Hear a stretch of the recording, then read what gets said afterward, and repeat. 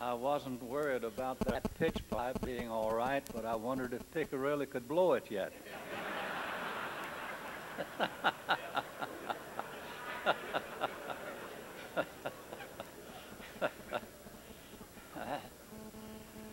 These have been refreshing days to me. I don't know whether anybody has gotten as much out of this as I have or not.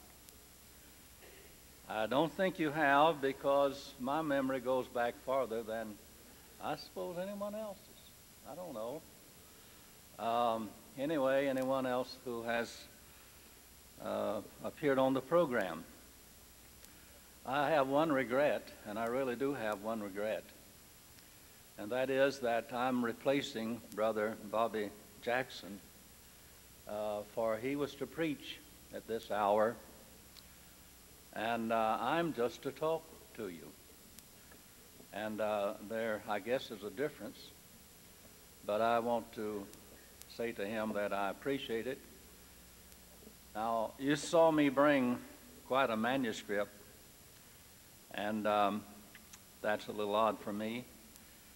But knowing that Miss Barnard would perhaps not last all the way through this Bible conference, and being a little presumptuous, I prepared a message in manuscript, and I took it to Brother Bert Tippett, and I said, "Bert, I want you to read this." I really didn't expect that I would be here, and I didn't expect them to make the adjustment in the program when I heard last evening that she had passed away. So I had asked that he read the message. I lost a book some way. No, here it is. What I'm going to do, a few years ago, Miss Barnard wrote a book. Some of you have read it. Touching the Untouchables. Some of you have read that. Many of you, no doubt. She asked me to make some comments in the book, and I wrote something, and I thought that what I had written would be said as succinctly and as well as I could express it in any way. And I'm going to read what I wrote as a tribute to this dear lady. And I don't know that it's providential. I don't know what was in the mind of God that he allowed her to continue, and during this conference took her to cause us to focus more pointedly on this lady and her ministry among us, her ministry to the Lord. She was a wonderful lady, as many of you know, and she had such a wonderful ministry, a pioneering ministry among us. And I'll just read what I wrote as a tribute to her. In fact, I may take it with me and read it at her funeral. A year or so ago, we went by to, about 2 years ago now, we went by to see Miss Barnard. We were in the area and stopped by, as we often did when we were there. And we had a nice meeting and chatted a while. She did not know at that time that she had a physical problem. And but during the time we were there, not thinking about the imminency of her death, she said, "I would like for you to preach my funeral." Well, I said, thinking of our age, I don't know who will attend whose funeral. And I said, though, if I am around, I will be glad to. And so that's what has happened. But the Lord took her last evening, and it has caused us, and should cause us, to evaluate the life of a person that God used in such a wonderful way. As one reads touching the untouchables, he immediately becomes aware of the obedience that results from faith in God. He sees not only the faith in God, but the courage of faith, as well as the obedience of faith. He can add to that obedience and courage the persistence of faith. I certainly believe one's faith will be challenged as these pages are read. To leave the security of a nice office job, for which the author seemed well qualified, and to undertake a task with myriad uncertainties and discouragements, demonstrates the active power of faith, which gives courage, overcoming discouragement, and resolutely challenging the uncertainties. An entire denomination was without a missionary conscience. For a quarter of a century, no one had emerged to give an awareness of this responsibility to the other lost sheep. The workings of God in Miss Laura Bell Barnard's life caused the pricking of the conscience of an entire denomination. Unusual in that he chose a maiden lady to the arduous task. The author could not find the challenge among her own people. There was none. God placed her among people of another denomination, and there she received the vision and challenge.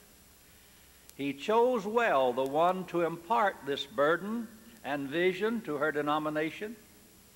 She was one of strong faith, courageous faith, persistent faith, and humble faith. God wanted a people who had no missionary vision to have one. Miss Barnard was one of their own. They would listen to her, to one of their own, even though a woman's voice was not as acceptable then as now.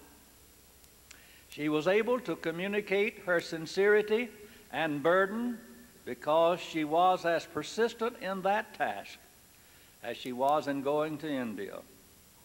Not only was she persistent, but she was articulate. Moses may disclaim his ability to speak, but God knew better. God knew well Miss Barnard's ability to communicate her burden to a denomination. After establishing her credentials by serving a missionary tenure in India, she assumed a strategic position of teaching missions in her own denomination's First Bible College. Perhaps from that position, as much as any place, she was able to impart a vision of the regions beyond. Unusual? Yes. For God to choose a woman, a single woman, to awaken the conscience of an entire denomination to a neglected task definitely seemed unusual. But in Miss Laura Bell Barnard, he chose a woman of strong body, strong faith, with a good mind and competent speech. Even though this work relates in great measure to a particular denomination, it belongs to a much broader clientele because it is permeated with lessons demonstrating the miracle of faith, and it is a picture of what God at work to accomplish his purpose. We pay tribute today to this saint of God whom God took. And now she's looking, no doubt, with a bit of pity at us. We've been more or less pitying her as we've thought of her suffering, and she did suffer, and she fought bravely. But now I think she may be pitying us a bit, because, you know, we have that ahead of us. Maybe not in the same way, in the same fashion, but she's already passed through the waters, and we've got to pass through them. And so I guess we should not pity, but we do thank God for her and for her ministry in her life. I want to talk just a little bit. I'm going to try, and Brother and Dr. Vic really said for me to take as much time that for me to go beyond 12 o'clock. Well, I would, but you wouldn't.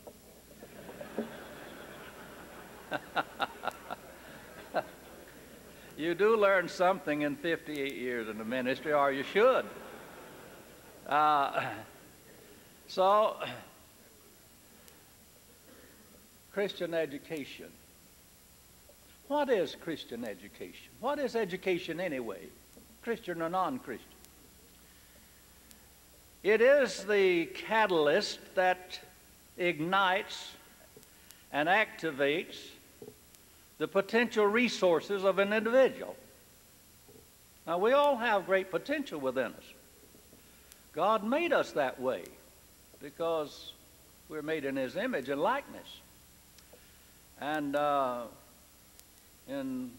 looked down from heaven one day and saw that the creatures that He had created, with all the potential that He had put within them, they were building a tower.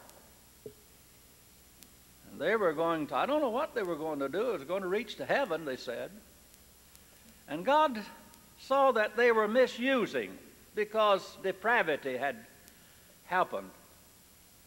And they were using those great potentials within them wrongly. But they still had potential. And men have it, saved or unsaved. And education is that something, that catalyst that ignites and activates and brings into being those forces of a person's inborn potential. Well, that's wonderful, we say. But there has to be direction. And here's where Christian education comes in. How are those potentials to be used? They can be used different ways. They can be used for self-glorification, self-accomplishments, or they can be used for the glory of God. So here's where Christian education comes in. We want to harness all of those potentials within us, those forces that God put there. And we sin if we don't use them. Misused potential is a sin. We have them, but to use them selfishly brings glory to man. It deifies man and humanizes God. We get things, you know, sin gets everything in reverse.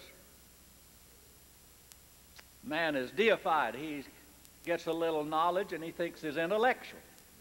When he thinks he's intellectual, he's the dumbest creature around. But when you compare your little intellect to God's, you come up short. So we don't have anything to boast of. Whatever we have, God gave it to us. But whatever we have, we need to activate it and use it for God. See? God holds, that's stewardship. We talk about stewardship in such a limited way. Money. And Brother Tom made it awfully hard for me to preach. He got up here and talked about money before I preached. How are you going to preach and fellow talking about money just before we preach? But, you know, stewardship is far more. It's the use of all the life forces that God put within you for His glory. That's what we ought to. That's a humbling thing, too. Nothing to be proud of. It's just a stewardship responsibility that when you get saved, you're to use your personality and whatever you have for the glory of God. That's a stewardship responsibility. Money will go along with it, but life in general, everything you have, belongs to God and should be used for His glory. And there's where Christian education comes in. And there's never been a time in America when the kind of education that this college stands for is more needed than today. Plato said that the direction in which education starts a man will determine his future. The direction that education starts a man will determine his future. What direction did your high school education start you? Well, shoot for the stars, you know. Go to a secular educational institution, and the focus of it is self. Develop your potentials. Get out and make a million. Make something of yourself. So, of the first 108 colleges in America, get this now, of the first 108 colleges in America, all but 2 of them were started by Christians. The church was at the forefront of the educational process in America in the early days. What happened? That kind of education gave moral quality, spiritual quality. It directed the resources of man to magnifying and glorifying God. So, something happened somewhere along the way. The church, see, our society began to get complex. Industrialization came in, and we had to have a lot of technology, and so-called, well, sophistication took over. You know, and it got expensive, and education is expensive. So the church sort of withdrew from it, and the state took over.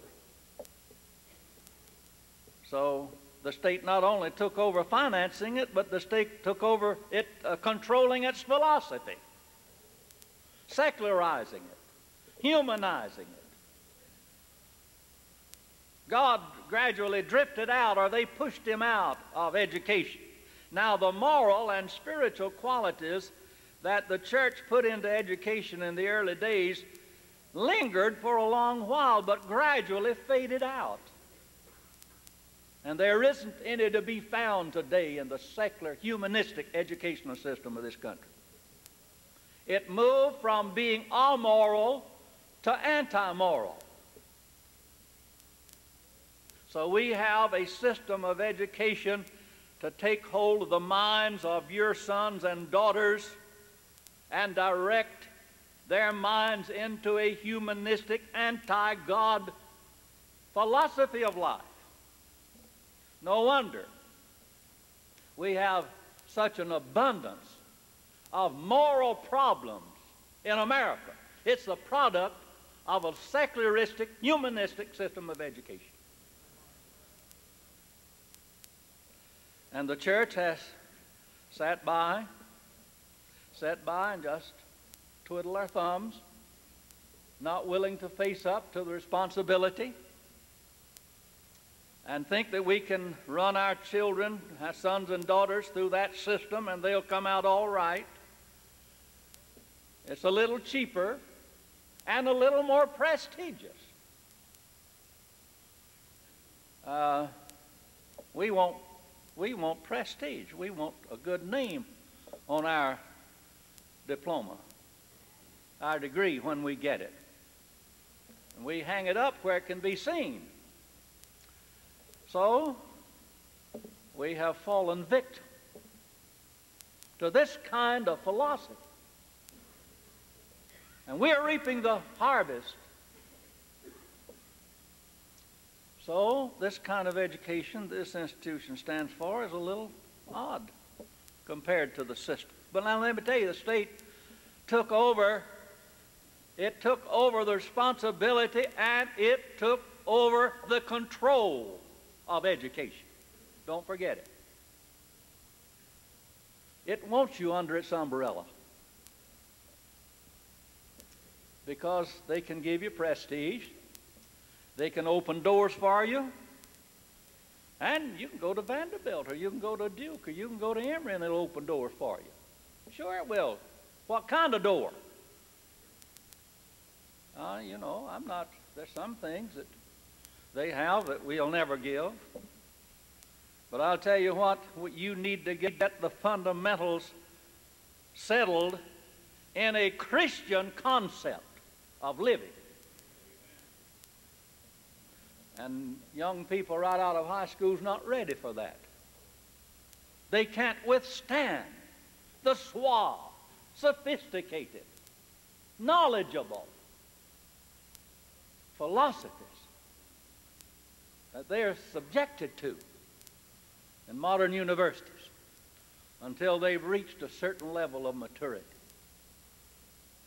And the average one hadn't reached that when he's 18 years old.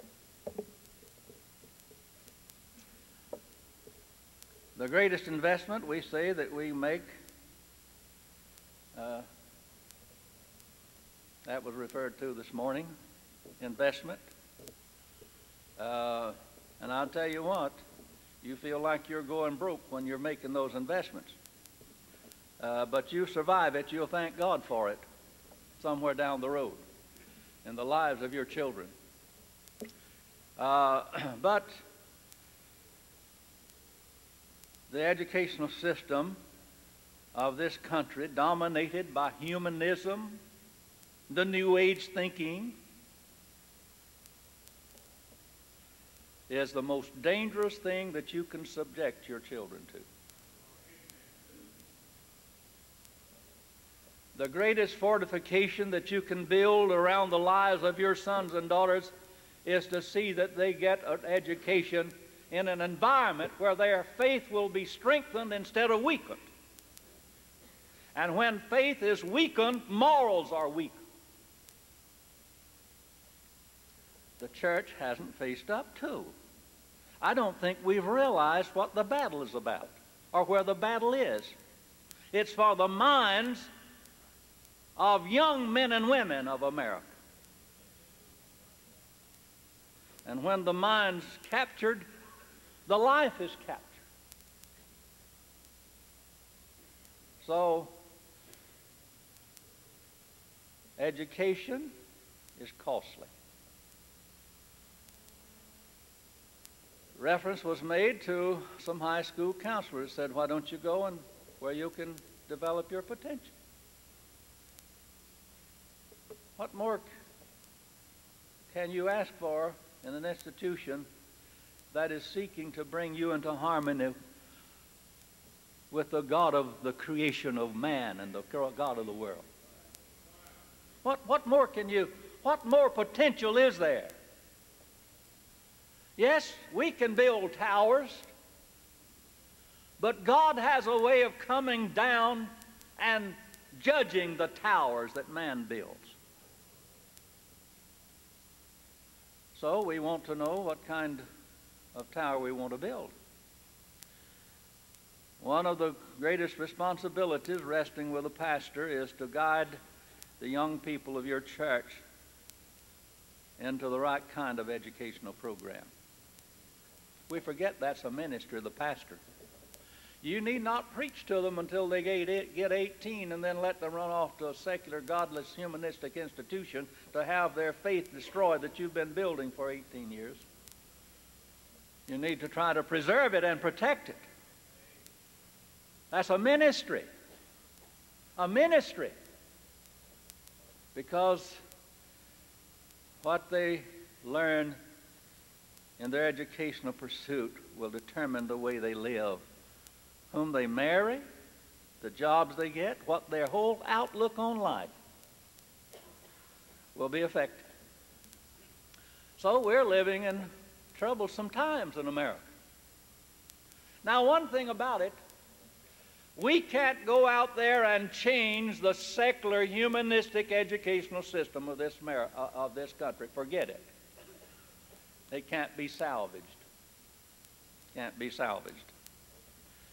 Because it's in the hands, there's some Christians in it. They don't know what's happening, though. But as a system, It's destructive to the moral fiber of America. Oh, yes, it will build our technologies. We can put people on the moon and all of those things. But I'll tell you, it won't put you into heaven. There's a step beyond the moon. And so we need to be thinking about that. Christian education. Why not go back to the concept of that our founding fathers had? When out of the first 108 colleges in America, 106 of them were started by Christians. Why did they do that? They were interested in Christianity for their sons and daughters. And we ought to be. We ought to be. And yes, it's expensive. But it's expensive to rear children. Have you ever found that out? And you have to drive with tight reins in your hand while you're trying to guide them through life. But what is more important than helping them find their right relationship to God and the values consistent with God's will? So we need it in America. We need FWBBC. And we haven't faced up to the responsibility of financing. Sacrificial, yes, sure it is. All that we do in a denomination is sacrificial.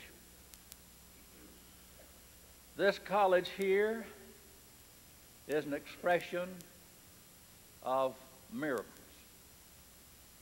I wouldn't stand here and try to take any claim honestly.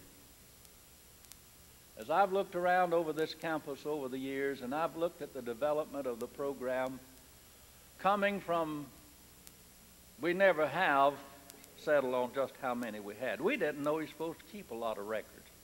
I get disgusted with these records. We got files of them over there. Files of them. Nobody knows what's in them, but we keep stacking it in there. Because that's what you're supposed to do. And so we just follow along. We don't know why we're doing it, but we're doing it. But anyway, we didn't know all that. We just came here and opened the doors and opened some books and didn't think to take the names of people. But now we argue about whether it's 8 or 10. I tell you what Brother Paul Kedem used to say. He said the reason for that was they never could decide whether I was a student or not. Well, but as I look around, coming here with a know-how, we didn't know how. We just wanted to do right, used a little common sense. And I see the hand of God in so many things. I don't want to take any credit. Nobody should take credit. Do you know, this is not a profession. This is a ministry. And I'll tell you, when any professor stops looking at it as a ministry, he's not fit for the job. Now, there are certain things, yes. I don't mean that we just have one big Sunday school party. No, there's hard work. Anything that's Christian should be marked with excellence. More than that, it should be marked with the miraculous. You got saved as a miracle, didn't you? How long have you been saved? Oh, 30 years. You know, that's a miracle, considering your depravity and the devil out there on the loose. How'd any of us make it? It's a miracle. To live the Christian life is a miracle. And I'll tell you, if you keep yourself unspotted from this world and keep your values straight, it'll be a miracle of God's grace. It's a miracle all the way. It didn't stop at Calvary. It follows you right on through the Jordan and right on into the Promised Land. A miracle all the way. So Yes, there's marks of the miraculous around here. We didn't have any standing when we came here 50 years ago. Nobody knew we were in town. And the banker didn't know much about it because we didn't have much to impress him with. First thing we asked him, could he loan us money? He said, "Who are you?" You know?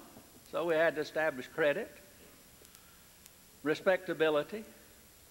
We went over to some of these colleges and said, "Would you take some of our credits?" They said, "Who are you?" And we explained. And now, don't ever go to a woman registrar for anything.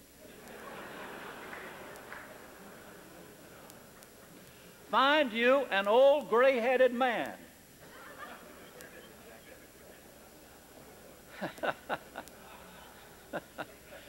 I've learned a lot of things since I've been in this business. A woman will reach on the book for the blue book. And if your name's not in there, you don't get anything. An old gray-headed man, he'll look back and pull his glasses down and grunt a little and, well, say, "Well, maybe we'll help you a little bit." See? If it sounded sensible, you've got to sound sensible. And so that's the way we start. And we began to gain a little bit of interest here and there. It can be done. Listen, don't let them scare you. Don't let them intimidate you. Do a good job and they'll have, somebody has got some sense somewhere.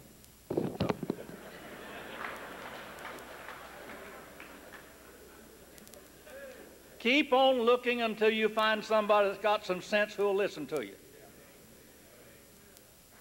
And it can be done. But they'll intimidate you if you let them. Do a good job. Listen, you know who made this school? I can tell you, these people who've been coming up here and singing, and the students have made this school. And I want to take my hat off to the students.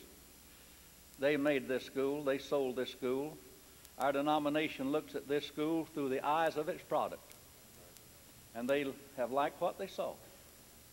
And if we'll keep doing that, everything will work out all right. You know, we never have promised anybody to make them $1 million. They got our education. Most of us don't need $1 million. It'd run us if we had it. But I'll tell you what, if you get your life straight, you're honest, dependable, pure, godly, you'll make a living. You'll make a living. Because I tell you, a lot of people out there are looking for such people. Well, they're hard to find out of these godless universities that are turning out the products. Now, there's some all right. That's not it's not a blanket thing, but listen, we need God in education. And we need to put God back in education and keep God there. It's costly. You have to walk alone. Did you know it's costly to live a Christian life for an individual in a pagan world? We don't know how to. I don't know whether I'm living a Christian life or not. The only thing I have to measure by is the Word of God, and I don't understand it sometimes. But it's costly for education to remain Christian because the godless world frowns upon it. We don't fit. Christians have never been told that they fit. And a Christian institution doesn't fit either. We have to be willing to pay the price of remaining Christian. Let that be the first priority. Don't ever surrender that priority. And God's blessings will remain upon it. And we'll still see an institution marked by the miraculous. And we'll give God the glory for it. Father, we thank you for this time together. Thank you for these days of conference. Continue your blessings for Christ's sake. Amen.